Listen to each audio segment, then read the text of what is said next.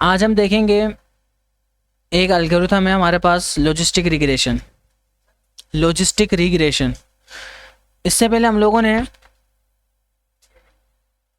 Regression के साथ काम करा और हम आज क्लासिफिकेशन के ऊपर भी डिस्कस करेंगे। और एक हमारे पास रिग्रेशन का ही एल्गोरिथम है, लॉजिस्टिक रिग्रेशन। और लॉजिस्टिक रिग्रेशन की ज़रूरत जब पड़ती है जब आपको आउटपुट जो है ना कैटेगरिकल चाहिए हो। जैसे कि कल तक जो हमारा आउटपुट आ रहा था वो नंबर वाइज आ रहा था, जैसे कि प्रिडिक्शन का रहते तो किसी का 45 85 इस तरह से आ रहा था।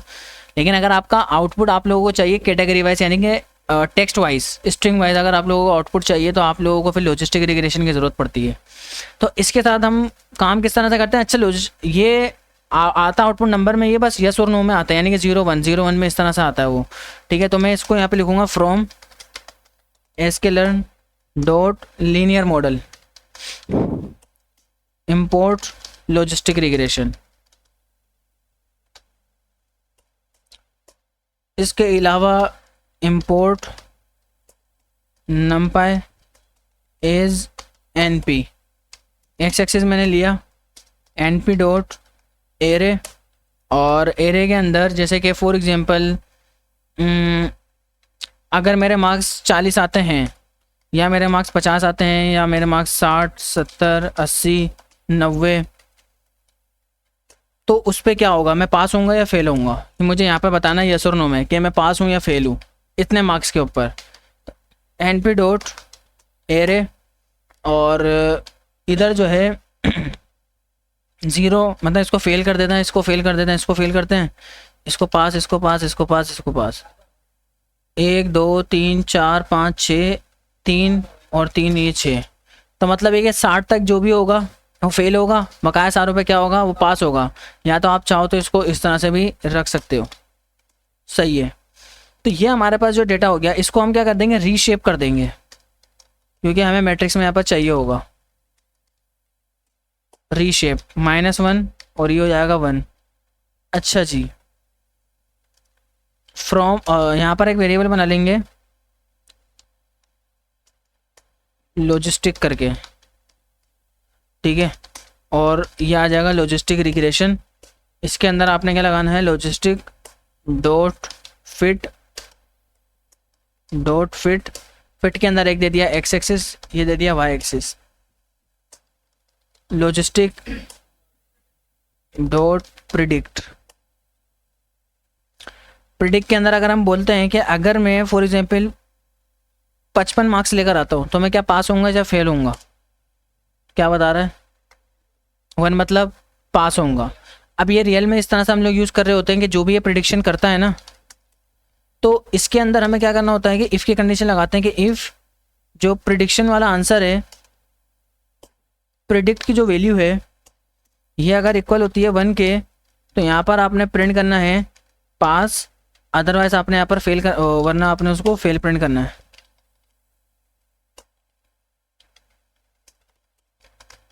फेल। अब ये इनपुट जो है ना आप यूज़र से भी ले सकते हो, तो इसके लिए मैं क्या करूँगा, यूज़र जो भी वैल्यू दे रहा होगा मैं इसको एक इनपुट लूँगा, और इनपुट लेने के बाद मैं बोलूँगा एंटर मार्क्स। अब ये जो भी मार्क्स देगा इसको मुझे इंटीजर में कन्वर्ट करना होगा, तो इसलिए मैं इसको क्या करूँगा, इंटीजर लिखूँगा, इसके अंदर इसको रख दूँगा, और जो भी वैल्यू होगी वो मैं डायरेक्टली इसके अंदर एंटर कर दूँगा। जैसे इसको रन करूँगा, मैंने बोला कि अगर मेरे 80 मार्क्स आते हैं तो बोला पास हो जाओगे, अगर मैंने बोला मेरा 50 मार्क्स आते हैं फेल हो जाओगे, अगर मेरे यहाँ पर 40 मार्क्स आते हैं तो मैं तो भी फेल हूँ। अभी एक चीज़ नोट करो, अगर मैं लिखता हूँ 51 मार्क्स आते हैं फेल बता रहा है, अगर मैं यहाँ पर लिखूँ 55 मार्क्स आते हैं तो भी यहाँ पे पास बता रहा है। तो ये जो क्या कर रहा है, डेटा को देख रहा है, सिर्फ ये जो है ना डेटा को देख रहा है कि एग्जैक्ट इसकी अगर वैल्यू मैच हो रही है तो पास या फेल इस तरह से, या तो 1 2 नंबर आगे पीछे। एक हमारे पास एल्गोरिथम आता है जिसका नाम होता है डिसीजन ट्री हमारे पास रिग्रेशन में भी होता है, क्लासिफिकेशन में भी होता है। अब मैं जो आपको पढ़ाने वाला हूँ वो होगा क्लासिफिकेशन का, ठीक है। डिसीजन ट्री में क्या होता है, काम वो भी यही करता है, लेकिन वो एक डिसीजन लेता है इफ एल्स की कंडीशन की तरह। इफ एल्स की कंडीशन की तरह डिसीजन लेगा। जैसे कि फॉर एग्जांपल आप एक डॉक्टर के पास गए, उसने बोला आपको फीवर है, दूसरे के पास गए उसने बोला फीवर है, तीसरे के पास गए वो बोला फीवर नहीं है, तो आप 2 की मानोगे 1 की मानोगे? तो ये आप डिसीजन ले रहे हो कि मुझे इसकी बात माननी चाहिए।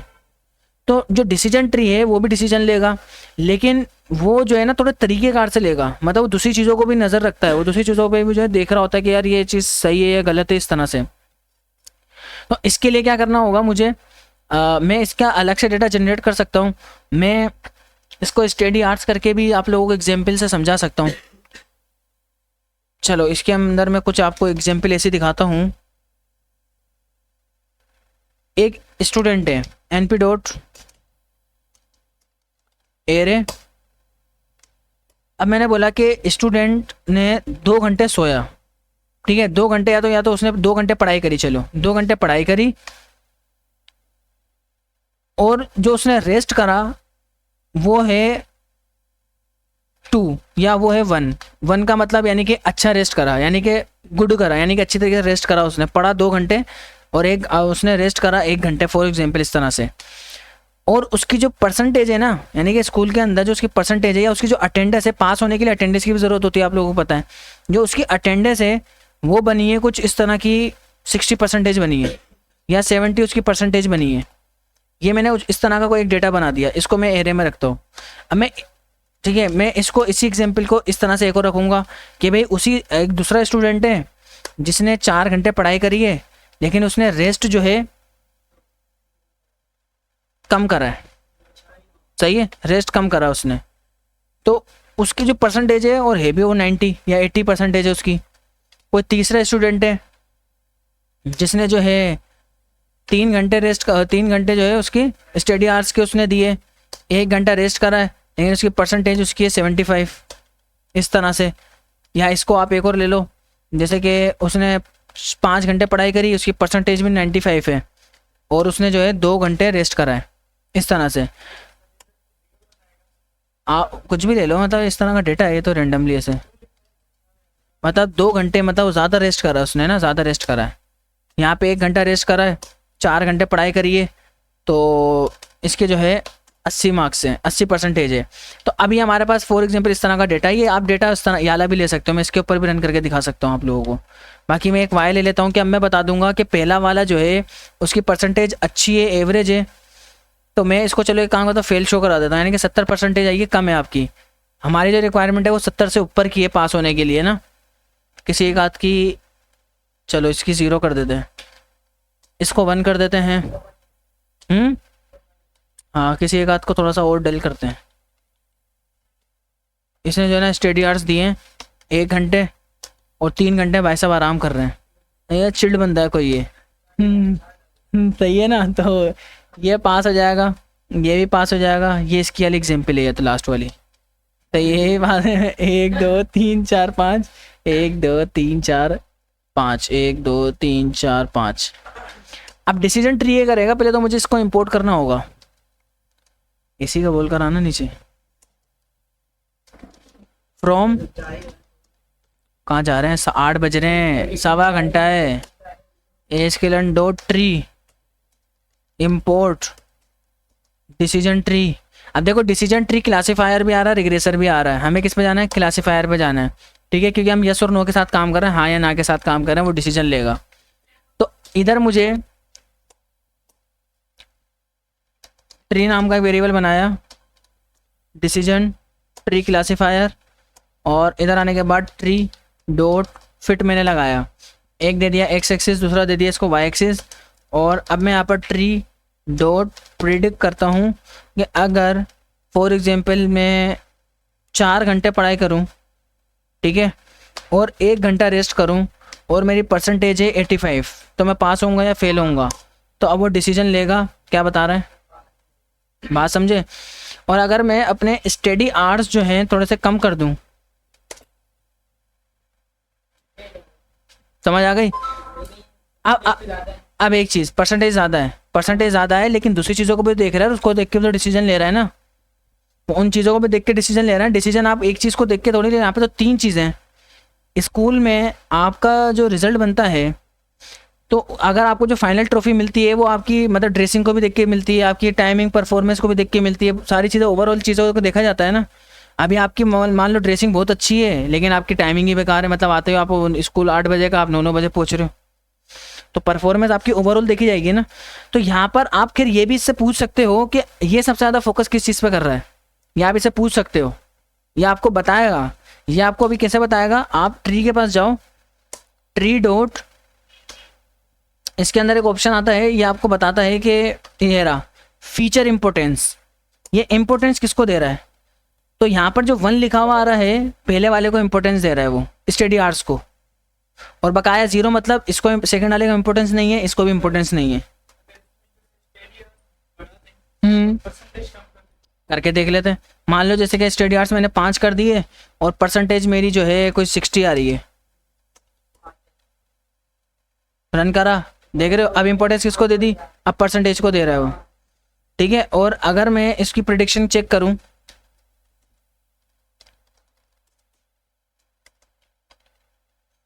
प्रिंट कर लेते हैं प्रेडिक्शन, हाँ बात समझ आ गई। तो ये गेम है सारा इसका। तो ये डिसीजन ट्री है, इसमें और भी खैर फीचर होते हैं, इम्पोर्टेंस का भी होता है, और एक इसमें आता है प्रोबेबिलिटी वाला भी आता है इसमें, नेव बेस वाला, नेव बेस एल्गोरिथम भी इसमें एक आता है, एसवीएम भी आता है, मैं दिखाता हूँ आप लोगों को। अच्छा एक आता है कैनन, कैनन दिखाता हूँ फ्रॉम, और ये आपको ज़्यादा पता है कब क्लियर होंगी चीज़ें। जैसे मैंने आपको गोल प्रेडिक्शन में मल्टीपल एल्गोरिथम लगा के दिखाए थे, तो जब आप एल्गोरिथम मल्टीपल लगाओगे ना तो फिर आपको और ज़्यादा चीज़ें क्लियर होना स्टार्ट होंगी, कौन सा एल्गोरिथम कब यूज़ करना चाहिए। वैसे इसमें रैंडम फॉरेस्ट बहुत ज़्यादा अच्छा है, वो उसकी प्रेडिक्शन तकरीबन अच्छी होती है, ज़्यादातर प्रेडिक्शन उसकी अच्छी होगी।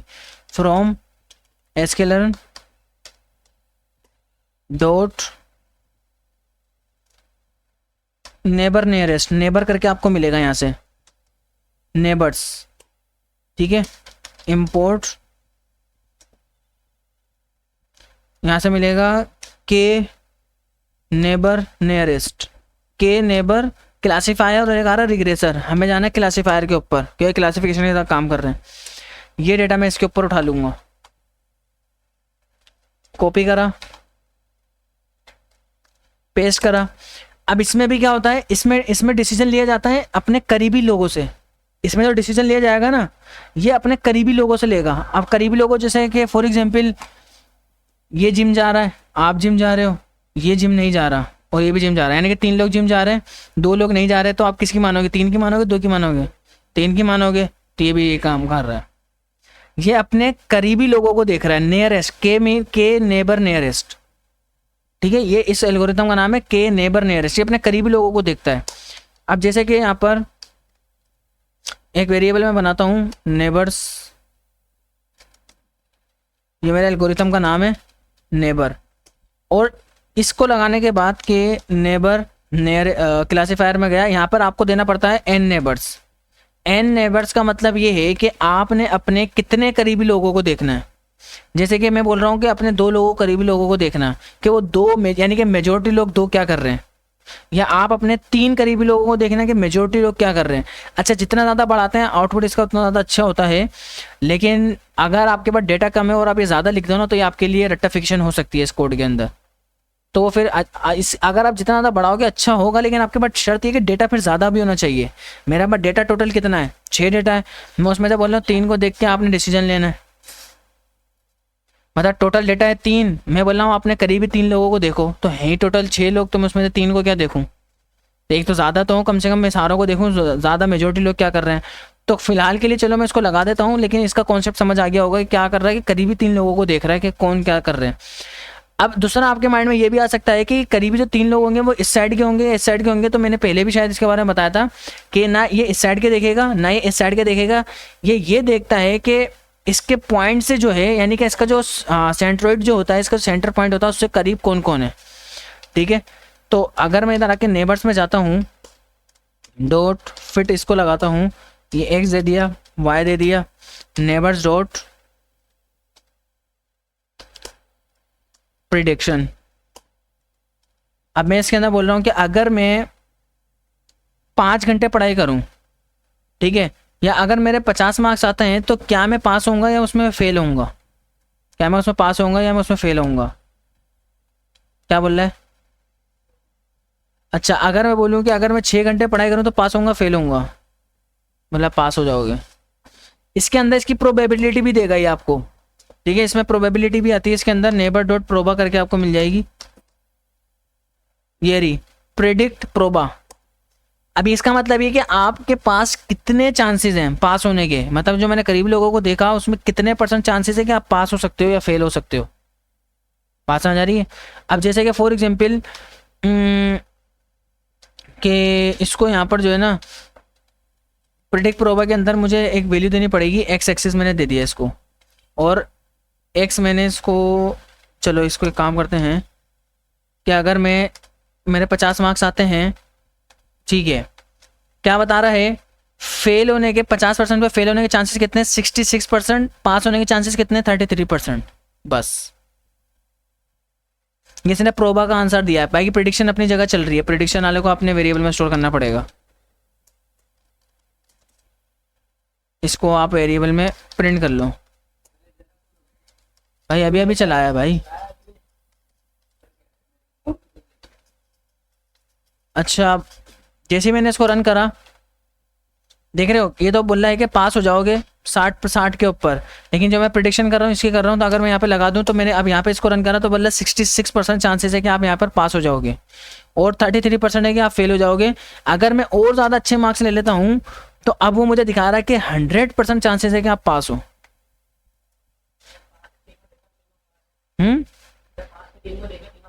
हाँ वो तीनों पास हैं, सारे पास वाली कैटेगरी है।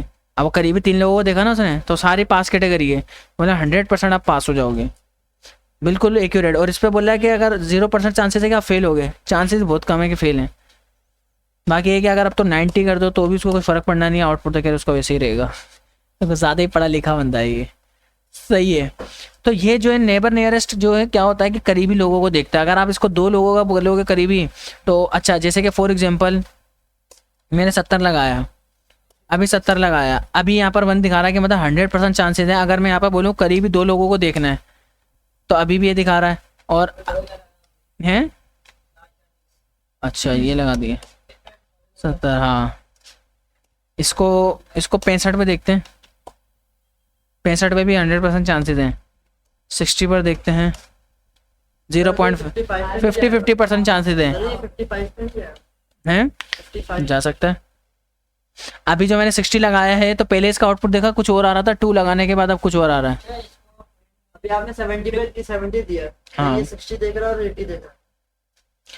ऊपर आ रहा प्रिडिक्शन वाला 70 को देख रहा है, ये वाला नीचे 60 की प्रिडिक्शन कर रहा है, ये प्रोबेबिलिटी चेक कर रहा है उसकी। मैं वो बता रहा हूँ, लेबर लगाया, हाँ लेबर तो अपना 60 और 80 देख रहे हैं ना, अपने टीम आसपास के देखते हैं ना। ये मैंने बताया ना, जैसे कि अभी मैंने 60 लगाया, इसका मतलब ये नहीं है 60 के वो इस साइड वाले को देखेगा और एक इस साइड वाले को देखेगा, ऐसे नहीं देखेगा।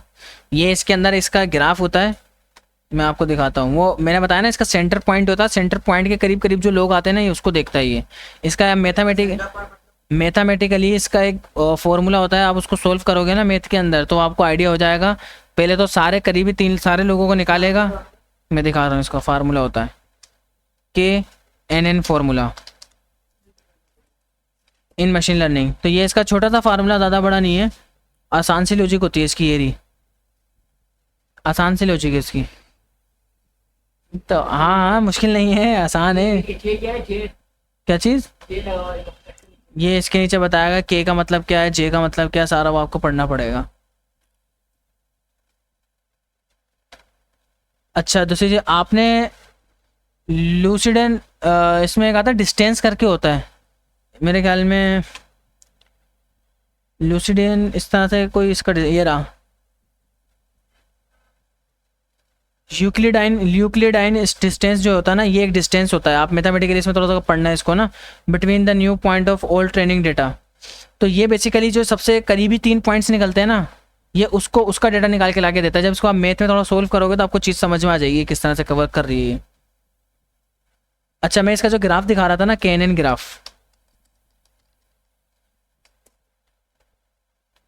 इसमें पॉइंट्स होता है, ये देखो ये सेंटर पॉइंट आ गया, ठीक है। ये इसमें पॉइंट्स की ये इसका पॉइंट है, तो करीबी ये पॉइंट्स को नोट करता है ये इसका, जैसे ये डायग्राम इसने बनाई हुई ना, ये अच्छी है।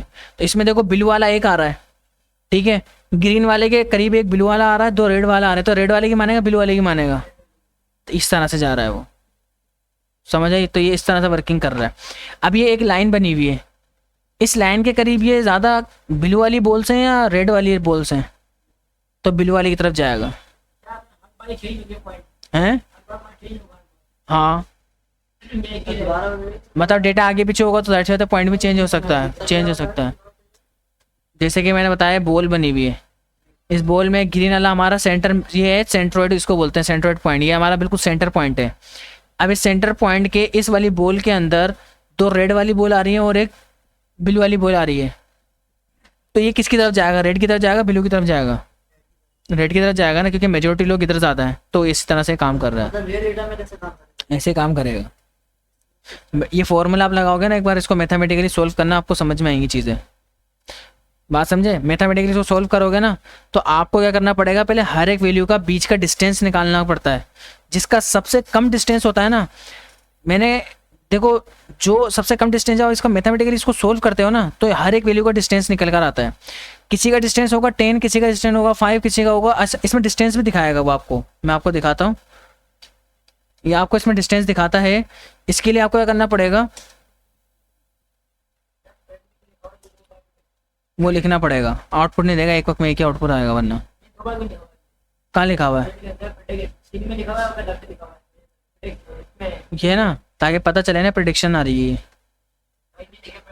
आ जाएगी आ जाएगी। हाँ हाँ, ये लो।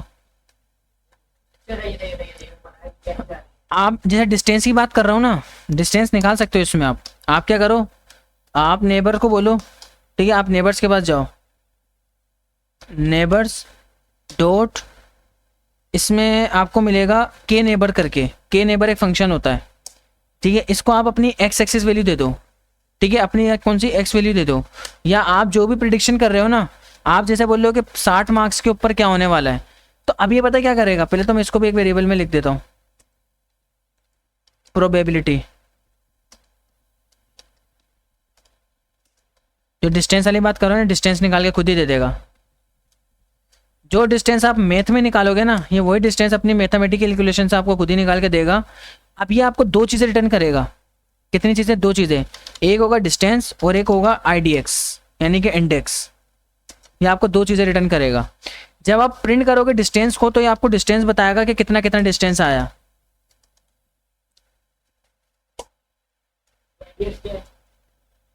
इंडेक्स यानी कि उनका नाम, डिस्टेंस।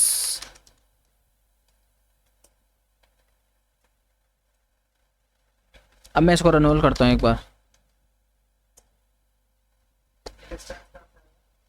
बता रहा हूँ। अभी मैं थोड़ी देर पहले क्या बता रहा है कि जब मैथ में आप इसको सोल्व करोगे ना तो हर एक वैल्यू का दूसरी वैल्यू के बीच का डिस्टेंस निकल कर आएगा, सही है। अब मैं आपको ऐसे समझाता हूँ, नोट पैड पे गया, यहाँ पर एक 2 आ रहा है, फिर हमारे पास जो है 5 आ रहा है, फिर कोई 7 आ रहा है, 8 आ रहा है, फिर 9 आ रहा है।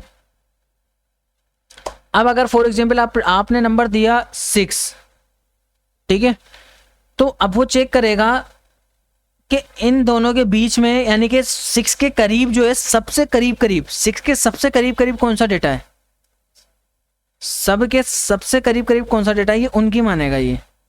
अब देखो ये कभी भी 9 की तरफ नहीं जाएगा, क्योंकि इसका उससे डिस्टेंस बहुत ज़्यादा दूर है, 6 का जो है 2 से डिस्टेंस बहुत ज़्यादा दूर है, तो वो इसके करीब वाले डेटा को मानेगा वो।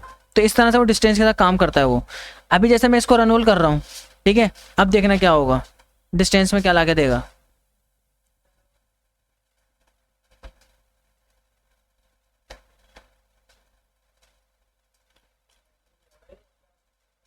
होगा थोड़ा स्लो चल रहा है।